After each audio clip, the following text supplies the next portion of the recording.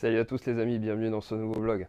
Alors aujourd'hui on va encore faire de la mobilette. Et là on est avec je dirais un morceau d'histoire pour beaucoup, hein, puisque je suis en présence d'un superbe 103 RCX qui a été retapé entièrement à neuf. Et je peux vous dire que ça vaut le détour. Donc forcément voilà la machine en question, hein. Donc Pierre Nicolas qui est venu me déposer donc son 103 RCX qu'il a entièrement retapé lui-même.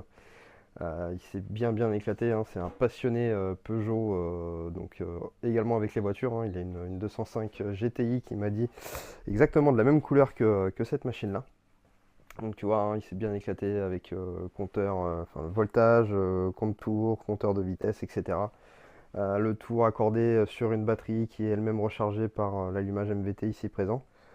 Voilà en gros pour les specs, si je peux dire ça comme ça, au niveau de la machine en elle-même, hein. Bon, après voilà, ça reste un 103 RCX, mais c'est plutôt joli quand même. Mais bon, ici, ce qui va surtout nous intéresser, hein, forcément, ça va être le moteur. Donc le moteur, je suis dessus, je te montre ça tout de suite. Donc en gros, hein, voilà pour les pièces principales. Donc on a une paire de cartes thermales aussi que moi j'ai déjà retravaillé, hein. Donc, tu vois, j'ai repris entièrement toute la veine gazeuse ici, plus l'alignement au cylindre sur les deux demi-carters, forcément. Et le cylindre, mal aussi, 64, ouais, 65 cm3 en gros, pour 103 aussi également. Donc lui c'est pareil, je l'ai entièrement tapé, je reviendrai dessus tout à l'heure. Variateur Doppler OR3 à Maslot, un kit admission complet, donc ça c'est un carburateur de 19 avec le filtre à air qui va dessus et la jolie petite pipe, hein, qui est faite en impression 3D, je crois que même que c'est du frittage si je dis pas de bêtises. À confirmer, hein. D'ailleurs je vous laisse me dire dans les commentaires pour ceux qui connaissent vraiment ça plus que moi. Bon là en tout cas ça sort de chez David Salz, hein, alias Solex Gump. Vraiment, c'est du chouette boulot là-dessus. Il a bien bossé. J'ai hâte d'aller tester ça sur le banc.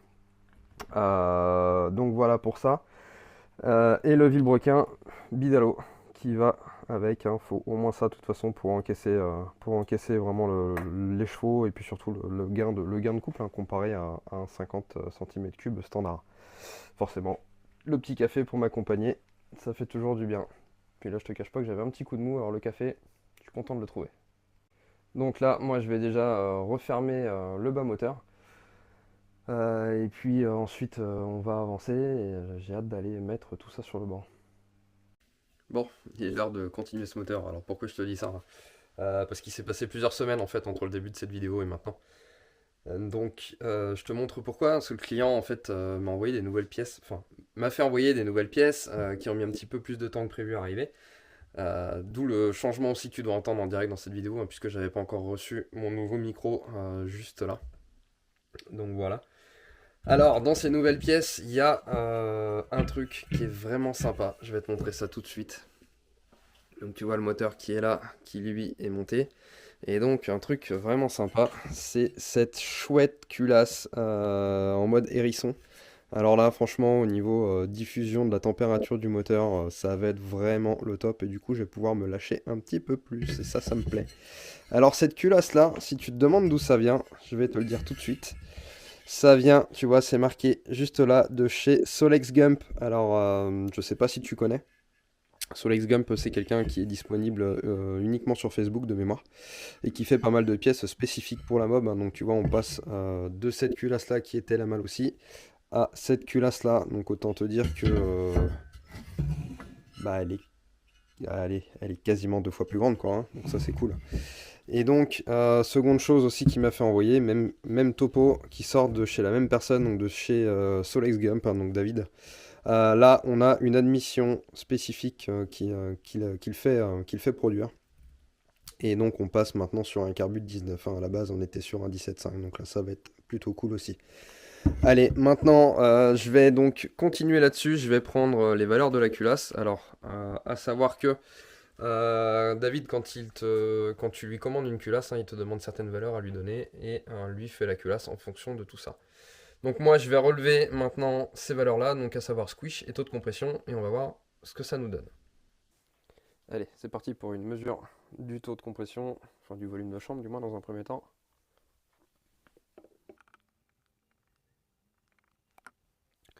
Pour ça, hein, comme d'hab, la burette graduée. Donc moi je fais un mélange, si tu te demandes ce que je mets dedans, hein, c'est juste un mélange d'essence et d'huile. un mélange à 50-50, donc moitié-moitié.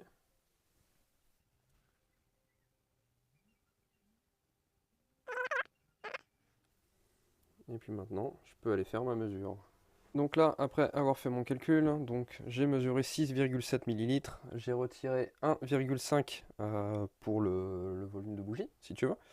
On déduit toujours ça, hein, quand on fait un calcul. Donc ça me donne un taux de compression exact à 13,23 pour 1. Ce qui est pour moi excellent. J'aurais pas été plus loin que ça. À la limite, j'aurais peut-être mis 13,5 vu la taille de la culasse. Mais pas plus. On reste quand même sur du moteur à air. Faut pas non plus déconner, quoi. Donc ça, c'est plutôt cool. Donc là-dessus, bon boulot de la part de Solex Gump. Encore une fois, hein, sachant qu'il n'avait pas le moteur sous la main pour faire la culasse ni quoi que ce soit, donc c'est plutôt cool. Maintenant, je vais prendre une mesure de squish.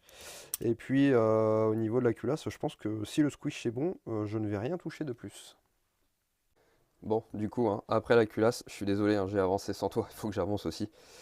Donc j'ai taillé le cylindre, hein, comme on dit dans le jargon, donc c'est-à-dire que je l'ai préparé, je te montre ça. Alors, donc j'ai repris les transferts, conduit d'échappement, enfin voilà, hein. J'ai fait donc tout le tour du cylindre. Je suis volontairement pas allé trop fort dans le conduit d'échappement, hein, simplement parce que voilà, je voulais pas prendre trop de risques. Et puis, je suis assez méfiant quand même avec les moteurs de mob en général, hein. C'est vrai que j'ai pas trop l'habitude d'en faire, donc autant y aller avec parcimonie, comme on dit. Donc voilà pour ça. Ça c'est fait. J'ai aussi fait de mon côté le jeu à la coupe des segments. Alors là, surtout sur ces cylindres-là, je te mets en garde. Faites très attention au jeu à la coupe des segments. Si tu ne sais pas ce que c'est, au cas où je te remontre, hein. Tu vois, le segment, il est comme ça. Et donc, il y a un endroit où il vient se fermer comme ça, hein, quand il est dans le cylindre. Il y a un jeu à respecter à ce niveau-là entre les deux. Donc, moi, je l'ai mis à 0,20. 0,20, donc ça se mesure avec un jeu de cale, hein. 0,20, voilà, c'est bien, je pense. Pourquoi je te dis, je te mets en garde par rapport à ça? Parce que j'avais à peine 5 centièmes de jeu à la coupe d'origine. Alors là, clairement, tu le montes comme ça. Je te garantis, les deux becs des segments, ils viennent de se toucher et ça t'arrache le cylindre d'entrée de jeu. T'as tout gagné en fait. Là, t'auras tout cassé sans même comprendre pourquoi si t'as pas fait cette vérif. Donc encore une fois, hein, c'est très important de faire toutes ces vérifications-là lorsqu'on monte un moteur. Donc pour ça, moi, c'est terminé pour cette partie-là. Maintenant, je remonte le cylindre, je remets le moteur de façon définitive dans le châssis. Et puis ensuite, eh bien, on va aller mettre l'ensemble sur le banc et voir ce que ça donne. J'ai trop hâte. Bon, allez, c'est l'heure de la mise en route. Alors là, tu vas te marier. Tu vois, regarde. Tu vas tout de suite comprendre. En même temps, je veux dire que l'idée est pas trop bête quand même. Surtout sur ces machines-là où dès que tu commences à avoir un moteur un peu bricolé avec le kick d'origine de ce côté-là, tu as souvent des problèmes de courroie qui patinent. Alors, hop. Allez, un coup de starter.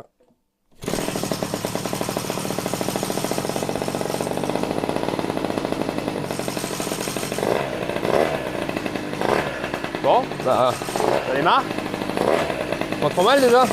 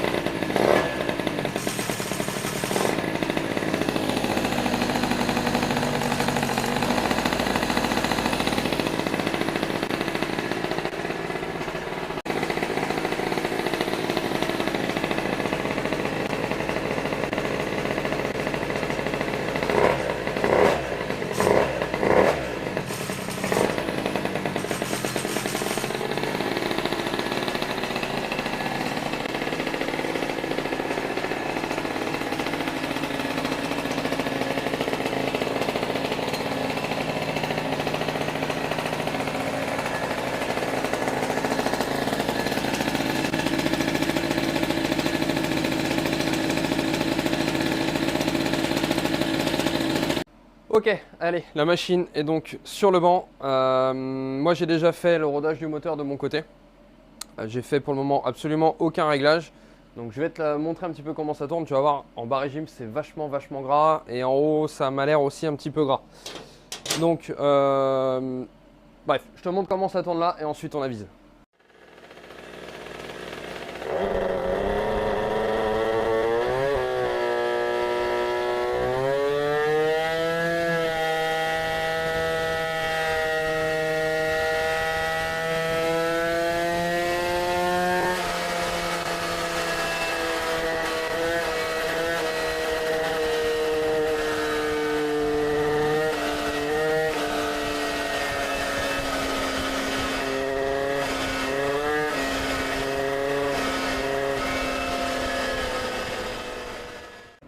Bon, je pense que tu l'as entendu, hein, tu vois, c'est bien gras en bas régime. En haut régime, ça a l'air d'y aller quand même. Je vais la laisser tranquille pour le moment. Par contre, la première chose que je vais faire déjà, je vais tomber le gicleur de ralenti.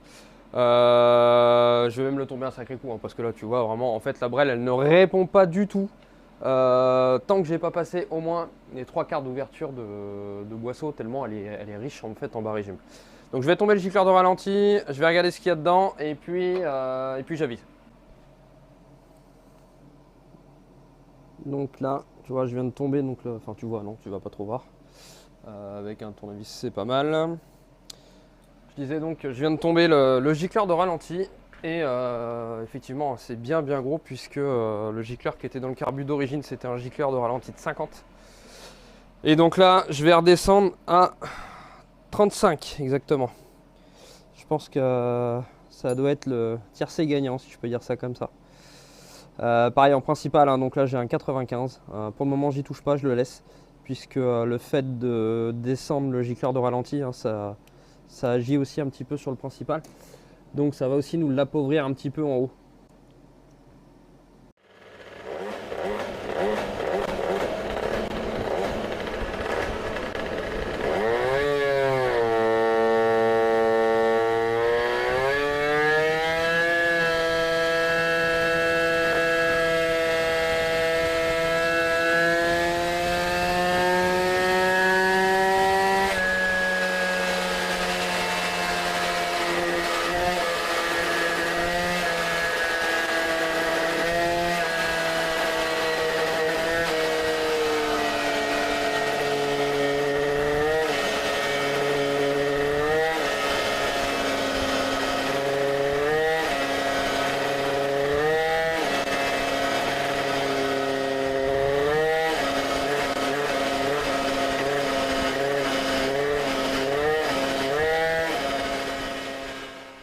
Bon, je pense que tu l'as entendu, hein, c'est déjà vachement mieux en bas régime, mais il en reste encore.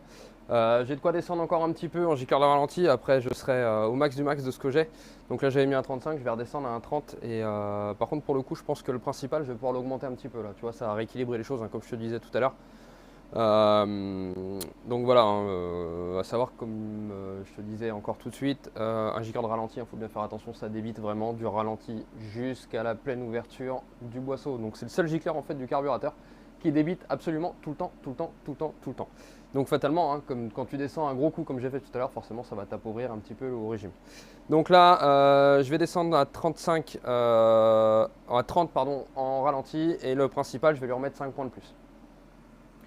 Je te parle pas de la courbe, hein. Forcément la courbe là on s'en fout royalement. Ce qu'on veut avant de chercher à aller voir des performances, on veut déjà que la machine tourne rond et de façon safe, hein, forcément. Bien que je pense que je vais pas avoir beaucoup de travaux au niveau de la variation, tout ça, parce que tu vois, elle se comporte pas mal. À part au départ, où bon, elle a rien, elle pourrait partir un peu plus tôt. Ça, malheureusement, je peux pas y faire grand chose. En fait, la courroie ne part pas tout en bas dans le variateur, et du coup, c'est ça forcément qui nous embête un petit peu là-dessus. Donc bon, je vais voir après si je peux faire quelque chose, mais j'ai des doutes là-dessus. Allez, je rebaisse encore le gicleur de ralenti, j'augmente le principal et on refait un tir.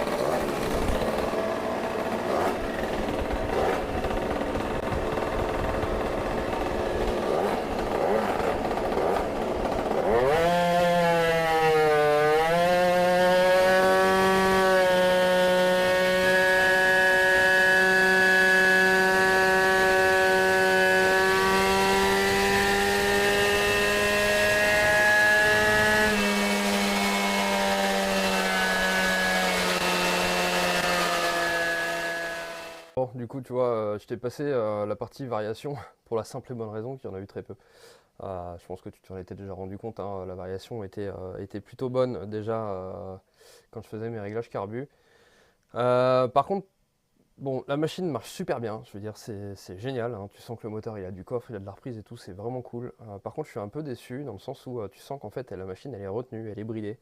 Et j'ai trouvé pourquoi, forcément, bon, en même temps, j'ai envie de te dire, il n'y a pas 36 000 solutions. Parce qu'avec ce que j'ai fait dans le moteur, je veux dire, à un moment, voilà, ça aurait dû mieux marcher que ça. Et la seule chose que je voyais pour me retenir, eh ben, c'était l'échappement. Et effectivement, je vais te montrer une courbe. J'ai refait un test avec un autre échappement qui n'a rien à voir avec de la mob. Et là, je vais te montrer. Voilà. Donc, je suis passé de la courbe rouge à la courbe verte. Autant te dire que il s'est clairement passé quelque chose. Malheureusement, cet échappement-là, je ne peux pas le monter sur la mob puisque c'est un échappement de machine à boîte. Donc ça n'a strictement rien à voir.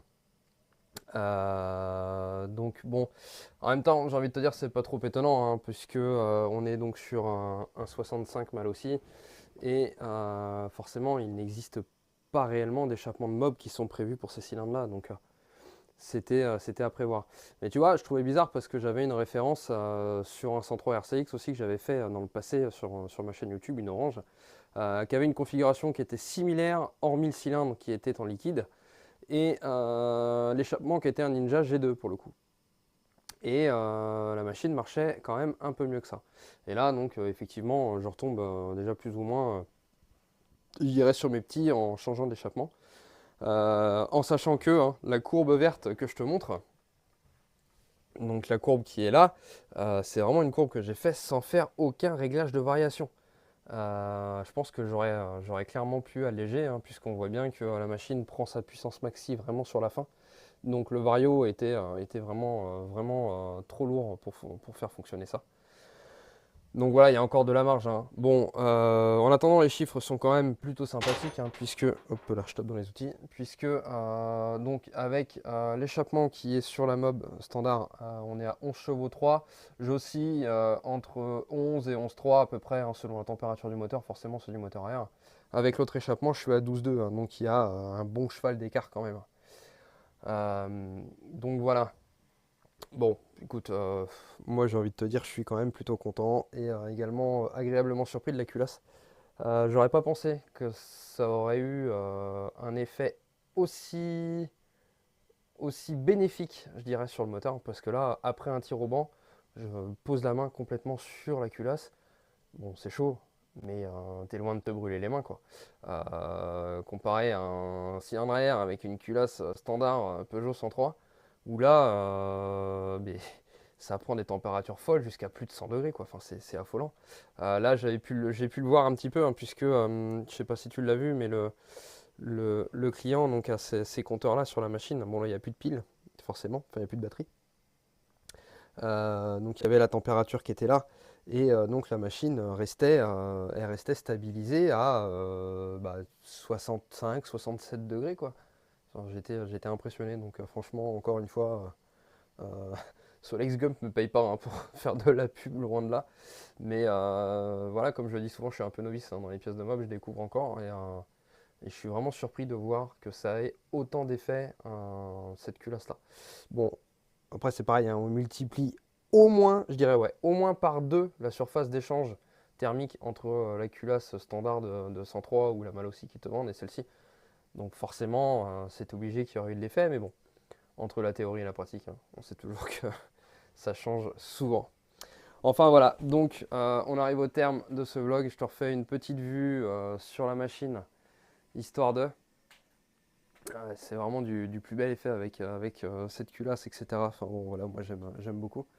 Et puis bon, la machine, elle est pour ainsi dire quasiment clinique, quoi, hein. Donc bon, voilà. Allez, sur ce les amis, moi je vous laisse. Je vous souhaite une bonne soirée. Merci à tous de m'avoir suivi. Et puis n'oubliez pas, hein, comme d'hab, likez, partagez, mettez un pouce bleu, etc. Puis dites-moi surtout ce que vous en pensez, parce qu'au final, j'ai envie de te dire, le reste on s'en fiche un peu, quoi. Donc voilà, allez, bonne soirée, salut.